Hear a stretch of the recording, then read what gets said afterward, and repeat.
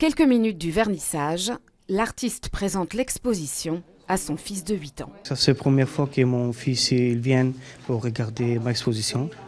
Donc c'est la première fois et je suis content. Rome de Macédoine, Durmiş Ksasim est arrivé à Bruxelles il y a un peu plus de 10 ans avec un diplôme d'art en poche. Tour à tour réaliste, cubiste ou surréaliste, ses œuvres témoignent aussi bien de son regard acerbe sur l'actualité et la politique que de son attachement à la culture rome.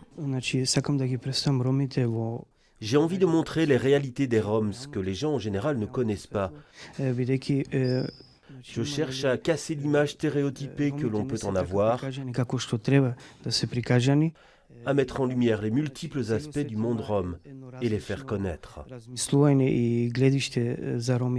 Ce n'est donc pas un hasard s'il est à l'honneur ici au musée Migration en ce 8 avril, journée internationale des Roms.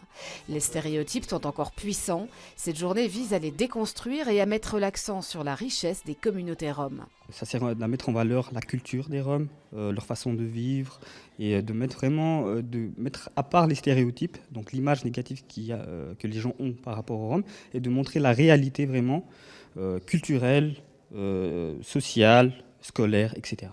La réalité, ce sont aussi les figures de la culture rome. Ici, Esma Redjepova, grande chanteuse rome de Macédoine, elle était aussi la tante de Durmiş Ksasim, qui entend ainsi perpétuer son héritage.